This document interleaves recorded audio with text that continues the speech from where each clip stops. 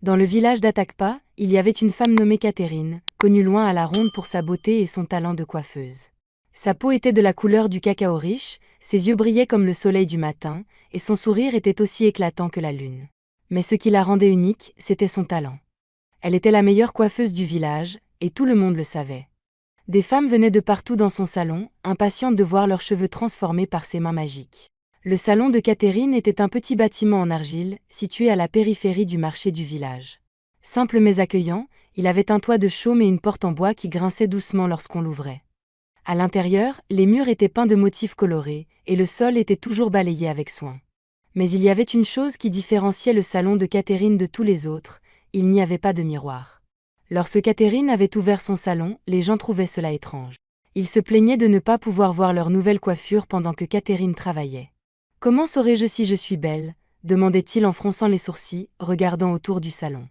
Catherine souriait simplement et disait « Vous le sentirez, et c'est tout ce qui compte. » Au début, beaucoup de femmes n'étaient pas contentes de cela. Elles voulaient se voir dans le miroir pour admirer le travail de Catherine tandis qu'elles tressaient, torsadaient et coiffaient leurs cheveux.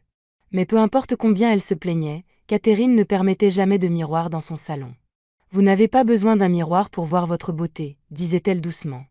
La beauté n'est pas ce que vous voyez, c'est ce que vous ressentez à l'intérieur. » Malgré l'absence de miroir, le talent de Catherine était indéniable. Ses mains bougeaient avec une telle grâce et précision que chaque coiffure qu'elle créait était une œuvre d'art. Les femmes quittaient son salon en se sentant plus belles que jamais, la tête haute et le pas léger. Le talent de Catherine se répandit rapidement, et bientôt, les femmes faisaient la queue devant son salon, de l'aube au crépuscule, attendant leur tour. Peu importait combien Catherine était fatiguée ou à quel point il se faisait tard, les femmes la suppliaient de coiffer leurs cheveux. « Personne ne le fait mieux que toi, Catherine, » disait-elle, et c'était vrai. Catherine avait un don, et tout le monde voulait en faire l'expérience. Mais Catherine n'était pas seulement une coiffeuse talentueuse, elle était aussi un mystère. Personne dans le village ne savait d'où elle venait, et elle ne parlait jamais de sa famille.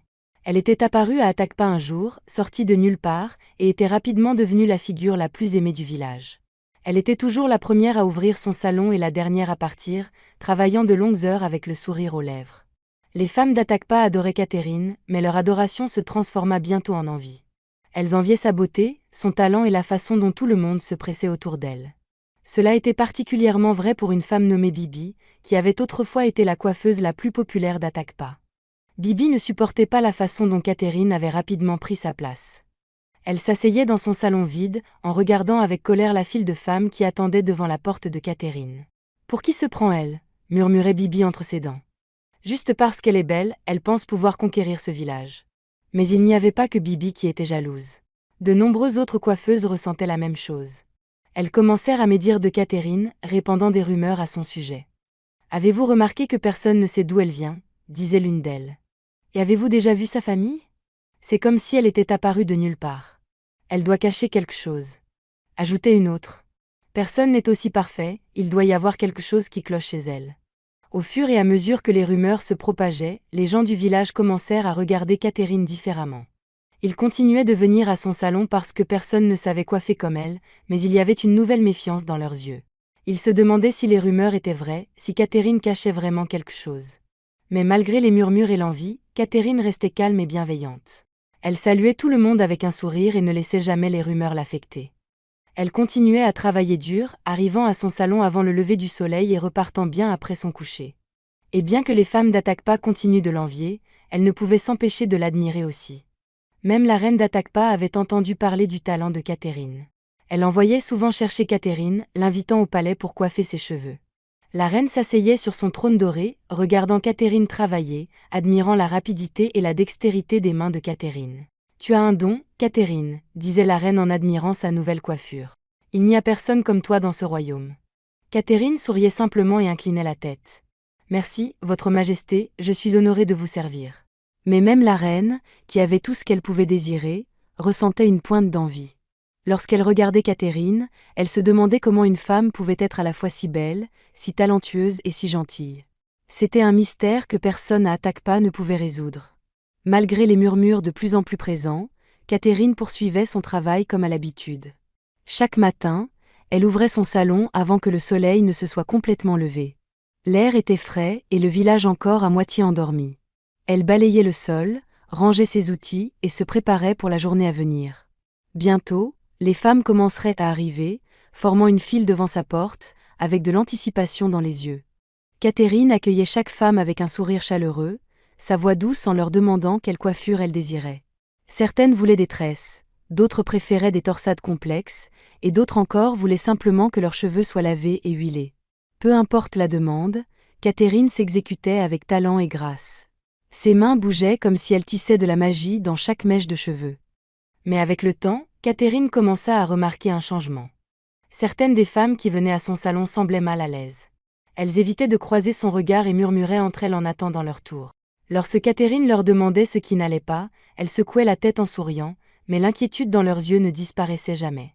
Un jour, alors que le soleil commençait à se coucher et que le ciel virait à une douce teinte rosée, Catherine s'apprêtait à fermer son salon lorsqu'elle entendit le bruit des chevaux approchant. Elle leva les yeux et vit un carrosse royal s'arrêter devant sa porte. Les villageois qui étaient encore présents poussèrent des exclamations de surprise et se hâtèrent de s'écarter alors que la reine elle-même descendait de son carrosse, ses robes royales flottant derrière elle. La reine d'Atakpa était une femme puissante et élégante, connue pour sa sévérité et son amour pour tout ce qui était beau. Elle avait toujours admiré le travail de Catherine et l'invitait souvent au palais pour lui coiffer les cheveux. Mais aujourd'hui, au lieu de convoquer Catherine au palais, la reine était venue dans son salon. Catherine ouvrit rapidement la porte en grand et s'inclina profondément. « Votre Majesté » salua-t-elle avec respect, « c'est un honneur de vous recevoir ici. » La reine sourit, mais il y avait une froideur dans ses yeux qui mettait Catherine mal à l'aise. « J'ai décidé de venir à toi aujourd'hui, Catherine, » dit la reine. « J'ai un événement spécial ce soir, et je veux que mes cheveux soient parfaits. Seul toi peux le faire. » Catherine hocha la tête, toujours inclinée. « Bien sûr, Votre Majesté, veuillez vous asseoir. » La reine entra dans le salon, regardant autour d'elle les décorations simples et l'absence de miroir. Elle avait déjà remarqué que le salon de Catherine n'avait pas de miroir, mais aujourd'hui, cela semblait la déranger plus que d'habitude. Elle s'assit sur la chaise, et Catherine commença à travailler sur ses cheveux, ses mains bougeant rapidement et avec précision. Pendant un moment, la reine ne dit rien, mais ses yeux ne cessaient de se poser sur la pièce. Finalement, elle ne put retenir sa curiosité. « Catherine, » commença la reine, « je me suis toujours demandé pourquoi n'as-tu pas de miroir dans ton salon. Comment mes sujets peuvent-ils voir la beauté que tu crées sans miroir ?» Catherine s'arrêta un instant, ses mains se figeant dans les cheveux de la reine. Elle prit une profonde inspiration avant de répondre. « Votre Majesté, je crois que la véritable beauté vient de l'intérieur. Lorsque les gens se regardent dans un miroir, ils se concentrent souvent trop sur ce qu'ils voient à l'extérieur. Mais quand ils quittent mon salon, je veux qu'ils se sentent beaux dans leur cœur.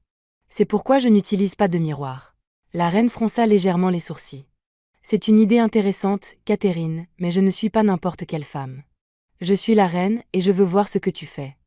Apporte-moi un miroir. » Le cœur de Catherine se mit à battre plus vite, mais elle garda sa voix calme. « Votre Majesté, je dois respectueusement refuser. Je n'ai pas de miroir ici, et même si j'en avais, je ne les utiliserais pas. » Les yeux de la reine se rétrécirent. « Refuses-tu de m'obéir, Catherine ? Je suis ta reine, et je t'ordonne de me suivre. » Catherine prit une autre profonde inspiration et soutint le regard de la reine. « Votre Majesté, je vous sers de tout mon cœur, mais je ne peux pas enfreindre ma propre règle, pas même pour vous. » Le visage de la reine se durcit de colère. « Comment oses-tu me défier » siffla-t-elle. « Je pourrais te punir pour cette insolence. Ne sais-tu pas qui je suis ?» Catherine resta calme, bien que son cœur battait à tout rompre. « Je sais qui vous êtes, Votre Majesté, et je vous respecte profondément. Mais c'est quelque chose que je ne peux pas faire. Même si c'était ma propre mère qui me le demandait, je ne pourrais pas permettre un miroir dans mon salon. » Un moment de silence suivit dans la pièce. La reine fixait Catherine, sa colère clairement visible dans ses yeux. L'air était lourd de tension, et Catherine pouvait sentir le poids du regard de la reine peser sur elle. Mais elle ne fléchit pas. Finalement, la reine se leva brusquement de la chaise, ses mouvements empreints de colère. « Tu le regretteras, Catherine, » dit-elle froidement. « Je ne tolère pas la désobéissance, surtout de la part de quelqu'un comme toi. » Catherine baissa la tête. « Je suis désolée de vous avoir contrarié, Votre Majesté. » La reine ne répondit rien. Elle tourna les talons et sortit du salon en furie, sa robe royale balayant derrière elle. Les villageois rassemblés à l'extérieur regardaient en silence, stupéfaits, tandis que la reine remontait dans son carrosse et partait sans un mot de plus. Lorsque le carrosse disparut au loin, les villageois commencèrent à murmurer entre eux. Personne n'avait jamais vu la reine aussi en colère auparavant, et ils se demandaient tout ce qui allait arriver à Catherine. À partir de ce jour, la colère de la reine envers Catherine ne cessa de croître. Elle ne comprenait pas comment une simple coiffeuse avait pu oser la défier. Plus la reine y pensait, plus elle s'enrageait. Chaque fois qu'elle se regardait dans un miroir, elle se souvenait du refus de Catherine, et cela ne faisait qu'attiser sa colère. La reine commença à parler en mal de Catherine chaque fois qu'elle se retrouvait avec les femmes du palais. Elle se plaignait de l'irrespect de Catherine et trouvait étrange que son salon n'ait pas de miroir. Les femmes, voulant rester dans les bonnes grâces de la reine, lui donnaient raison et commencèrent à éviter Catherine. Elle ne voulait pas être associée à quelqu'un qui avait offensé la reine. Mais la reine ne s'arrêta pas là, sa colère grandissait, et elle décida que Catherine ne devait plus rester à Atakpa. Elle alla voir le roi et lui demanda de faire partir Catherine du village. Elle parla doucement mais fermement, expliquant comment elle avait été offensée et que ce comportement ne pouvait pas être toléré dans leur royaume. Le roi écouta la requête de la reine. Il était un dirigeant juste et sage, réputé pour prendre des décisions équilibrées. Il avait entendu parler de la règle de Catherine concernant les miroirs et comprenait que cela faisait partie de sa croyance profonde dans la beauté intérieure. Il comprit que Catherine n'avait pas voulu être irrespectueuse, mais suivait simplement ses propres principes. Le roi refusa d'expulser Catherine. Il rappela à la reine qu'elle connaissait la règle de Catherine avant de se rendre à son salon. Il croyait que la dévotion de Catherine envers ses croyances devait être respectée et non punie. Il suggéra que si la reine ne voulait plus aller au salon de Catherine, elle pourrait trouver une autre coiffeuse, mais il ne forcerait pas Catherine à quitter le village. La reine fut furieuse que son mari refuse d'accéder à sa demande. Sa colère se tourna alors à la fois contre Catherine et contre le roi. Elle commença à éviter toute personne qui se rendait au salon de Catherine et ordonna à ses serviteurs d'en faire autant. La reine propagea aussi des rumeurs, avertissant les villageois que Catherine était dangereuse et devait être évitée. La peur et la suspicion se répandirent à travers Atakpa. Les villageois, déjà mal à l'aise à cause des paroles de la reine, devinrent encore plus méfiants. Beaucoup cessèrent d'aller au salon de Catherine et choisirent d'aller voir d'autres coiffeuses. Ils commencèrent à croire qu'il y avait peut-être vraiment quelque chose de louche chez Catherine, ce qui expliquait la colère de la reine. Malgré la perte de clients et son isolement grandissant, Catherine resta calme et concentrée. Elle continua d'ouvrir son salon chaque jour, comme elle l'avait toujours fait, même si de moins en moins de gens venaient. Catherine savait que la colère de la reine était injuste, mais elle savait aussi qu'elle n'avait rien fait de mal. Elle refusait de laisser la haine de la reine changer qui elle était. Les autres coiffeuses du village, en particulier Bibi, se réjouirent de voir Catherine en difficulté. Elles pensaient avoir enfin éliminé leur plus grande concurrente.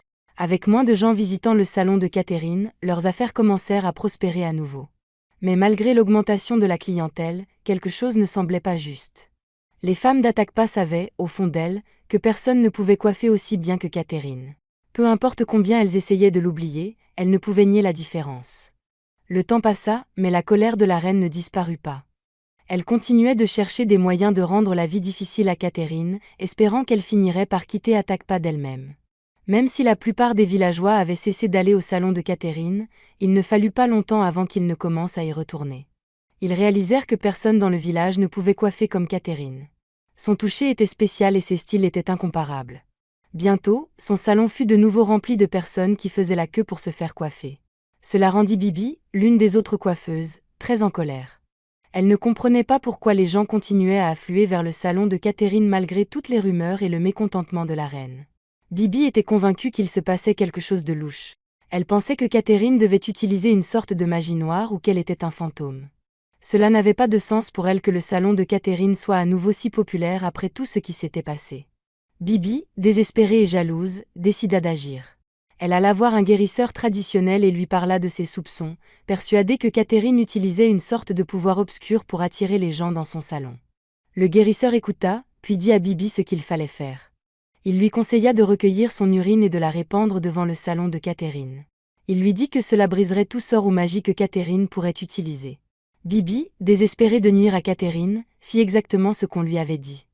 Tard dans la nuit, alors que personne n'était autour, elle urina dans un récipient et se rendit discrètement au salon de Catherine. Elle répandit l'urine à l'entrée, espérant que cela éloignerait définitivement les clients du salon de Catherine. Mais, à la grande surprise et frustration de Bibi, rien ne changea. Dès le lendemain, les gens faisaient toujours la queue devant le salon de Catherine, comme avant. Son plan avait échoué et sa colère grandit encore plus. Bibi ne pouvait pas croire que ses efforts avaient été vains. Les affaires de Catherine continuaient de prospérer, et Bibi restait plus amère et envieuse que jamais. Peu importe ce que Bibi faisait, elle ne pouvait empêcher les villageois d'aller voir Catherine. Ils avaient essayé les autres coiffeuses, mais aucune d'entre elles ne pouvait égaler le talent et le soin de Catherine. Le prince venait juste de revenir au village après avoir terminé ses études à l'étranger. Le roi était très fier de son fils et décida d'organiser une grande fête en son honneur. Il invita quelques villageois qu'il appréciait à participer à la fête, et parmi eux se trouvait Catherine. La reine n'était pas ravie de voir Catherine invitée, mais elle cacha ses sentiments, car c'était un moment de célébration. Pendant la fête, le prince remarqua Catherine. Il y avait quelque chose chez elle qui attira immédiatement son attention. Il fut charmé par sa beauté et la façon dont elle se comportait. Après la fête, le prince ne pouvait s'empêcher de penser à elle. Il décida d'en parler à son père, le roi. Le prince lui confia qu'il aimait Catherine et voulait mieux la connaître. Le roi l'écouta et lui dit qu'il admirait aussi Catherine. Il parla de son travail acharné et de la façon dont elle était devenue la meilleure coiffeuse du village malgré les obstacles qu'elle avait rencontrés. Cependant, le roi souligna deux choses inhabituelles concernant Catherine. D'abord, personne ne savait d'où elle venait ni rien sur sa famille. Ensuite, elle n'autorisait personne à utiliser des miroirs dans son salon.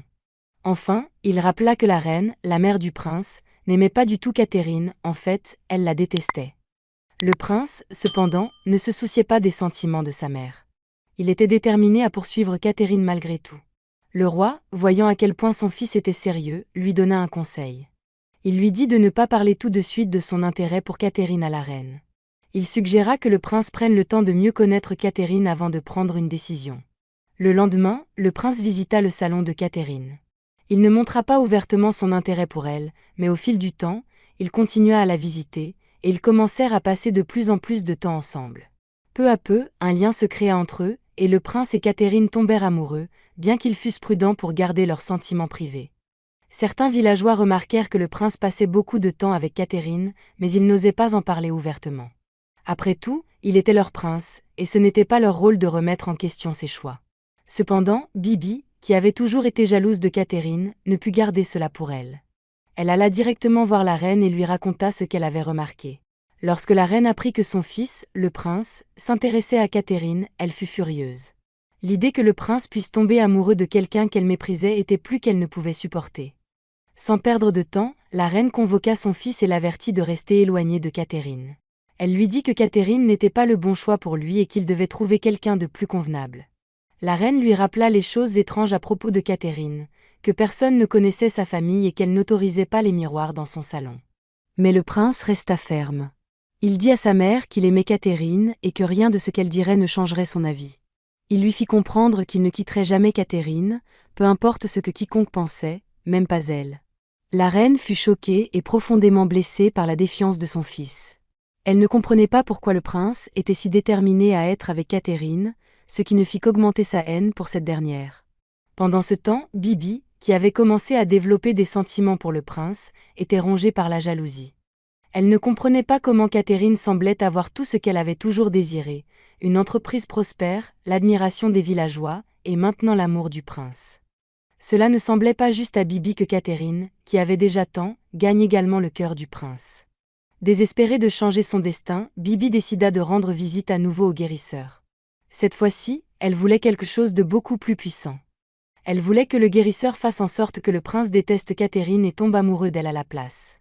Bibi était convaincue que si elle pouvait juste amener le prince à la voir de la même manière qu'il voyait Catherine, sa vie serait enfin parfaite. Mais quand Bibi expliqua sa demande au guérisseur, elle fut déçue. Le guérisseur lui dit qu'il ne pouvait pas exaucer sa demande. Il expliqua qu'il y avait de puissantes forces qui protégeaient Catherine, et qu'aucune magie ne pourrait briser le lien entre elle et le prince. Les paroles du guérisseur laissèrent Bibi stupéfaite et frustrée. Elle ne pouvait pas croire qu'avec tous ses efforts, il n'y avait rien qu'elle puisse faire pour prendre la place de Catherine dans le cœur du prince. Cette réalisation emplit Bibi d'une profonde amertume. Elle ne supportait pas l'idée que Catherine ait tout ce qu'elle avait toujours désiré tandis qu'elle n'avait rien. Mais malgré sa colère et sa jalousie, Bibi savait qu'il n'y avait plus rien qu'elle puisse faire. La connexion entre Catherine et le prince semblait incassable, et même la magie la plus puissante ne pouvait rien y changer. Bientôt, le prince commença à avoir des doutes sur Catherine. Il se rappela toutes les choses étranges qu'il avait entendues, que personne ne savait d'où elles venaient, qu'elle n'autorisait pas les miroirs dans son salon, et comment la reine l'avait mise en garde à son sujet. Il commença à se demander s'il y avait peut-être une part de vérité dans les rumeurs disant que Catherine pourrait être un fantôme. Cette pensée le rendit mal à l'aise, et il décida de découvrir la vérité par lui-même. Un matin, le prince se rendit au salon de Catherine pour lui poser des questions sur sa famille. Il voulait en savoir plus sur son passé pour éclaircir ses doutes. Cependant, à son arrivée, il fut surpris de découvrir que Catherine n'était pas là. Il attendit un moment, espérant qu'elle reviendrait, mais elle ne se montra pas inquiet. Le prince décida d'aller chez Catherine. Il pensa qu'elle pourrait s'y trouver, mais lorsqu'il arriva, il trouva la maison vide. Il n'y avait aucun signe de Catherine. L'inquiétude du prince grandit alors qu'il rentrait chez lui, troublé par l'absence de Catherine. Lorsqu'il raconta à sa mère, la reine, ce qui s'était passé, elle fut rapide à confirmer ses soupçons. Elle lui dit que c'était exactement ce qu'elle avait redouté. Selon elle, Catherine était probablement un fantôme qui s'était volatilisé après s'être lassé de vivre dans le village. La reine était satisfaite de voir naître des doutes chez son fils, car cela lui donnait un sentiment de justification. Le lendemain, Catherine alla voir le prince. Elle avait entendu parler de ses inquiétudes et savait qu'elle devait s'expliquer. Lorsqu'elle arriva au palais, elle trouva le prince visiblement bouleversé, mêlant colère et inquiétude. « Où étais-tu hier » demanda le prince avec un ton tranchant. « Je suis allé à ton salon, puis chez toi, mais tu étais introuvable. Tout le monde parle de toi comme si tu étais un fantôme ou quelque chose comme ça. » Catherine expliqua qu'elle était partie dans le village voisin pour acheter des fournitures pour son salon et qu'elle ne s'attendait pas à être absente aussi longtemps. Elle admit qu'elle aurait dû l'informer de ses projets. Le prince, toujours préoccupé, exprima son inquiétude quant aux rumeurs qui circulaient et à la méfiance grandissante autour d'elle. Catherine reconnut la gravité de la situation et s'excusa sincèrement. Elle lui promit qu'elle serait plus transparente à l'avenir, comprenant combien les rumeurs pouvaient être nuisibles. Le prince se calma quelque peu, mais les doutes persistants au fond de lui ne s'étaient pas encore dissipés. Le lendemain, le prince retourna au salon de Catherine. Il avait beaucoup réfléchi à leur dernière conversation et décida qu'il était temps de discuter plus sérieusement de leurs sentiments. Lorsqu'il arriva, il dit à Catherine qu'il voulait l'épouser. Cependant, avant de prendre cette décision, il avait besoin de connaître davantage son passé et sa famille. Catherine s'était préparée à cette question depuis un certain temps. Elle prit une profonde inspiration et commença à se confier. Elle révéla qu'elle était en réalité une princesse venant d'un autre village. Sa famille avait voulu qu'elle parte à l'étranger pour étudier la médecine et devenir médecin, mais elle avait choisi un chemin différent. Au lieu de suivre les attentes de sa famille, elle avait décidé de devenir coiffeuse, une passion qu'elle avait héritée de sa grand-mère. Le prince, intrigué, demanda à Catherine de lui expliquer pourquoi elle refusait les miroirs dans son salon. Catherine lui expliqua que sa grand-mère lui avait transmis un don spécial, la capacité de coiffer les cheveux de manière exceptionnelle, au point de laisser ses clientes s'émerveiller. Elle croyait fermement que l'utilisation de miroirs pourrait enlever ce don, et c'est pourquoi elle n'en permettait pas dans son salon. Le prince fut à la fois surpris et soulagé. Il avait craint que Catherine ne soit effectivement un fantôme, mais il comprenait désormais la profondeur de ses croyances et de ses traditions. Il fut impressionné par son dévouement à son art et à l'héritage familial. « Alors tu n'es pas un fantôme après tout ? C'est incroyable, » dit-il, visiblement soulagé. « Je suis tellement heureux d'en savoir plus sur toi. Maintenant que je connais la vérité, je voudrais aller de l'avant avec nos plans.